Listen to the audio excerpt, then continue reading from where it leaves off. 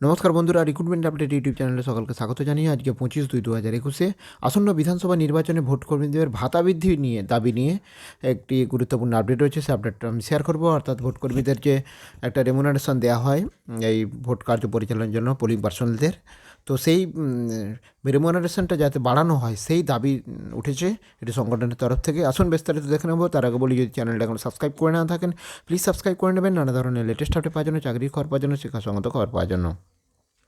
রাজ্যের বিধানসভা ভোট আসন্ন, জোর প্রস্তুতি শুরু হয়ে করে দিয়েছে নির্বাচন কমিশন। যে কোনো দিন ভোটের নির্ঘণ্ট প্রকাশ করে দেবে কমিশন। ইতিমধ্যেই রাজ্যের বিভিন্ন জেলায় ভোট কর্মীদের প্রশিক্ষণ দেওয়ার কাজ চলছে। এবার ভোট কর্মীদের ভাতা বৃদ্ধির দাবি জানাচ্ছে ভোটকর্মীরা। আসন্ন বিধানসভা নির্বাচনে ভোটকর্মীদের স্বার্থে একগুচ্ছ ব্যবস্থা নেওয়ার জন্য রাজ্যের মুখ্য নির্বাচনী আধিকারিকের কাছে দাবি জানালো সরকারি কর্মীদের একটি সংগঠন। মোট 15 দফা দাবি পেশ করা হয়েছে, যার মধ্যে ভোটকর্মীদের ভাতা বৃদ্ধি, কর্মরত অবস্থায় মৃত্যু হলে 30 লক্ষ টাকা এবং গুরুতর আহত হলে 15 লক্ষ টাকা বিমার ব্যবস্থা, মৃত্যু হলে 1 মাসের মধ্যে পরিবারের একজনকে স্থায়ী চাকরি করার বিষয়গুলি আছে।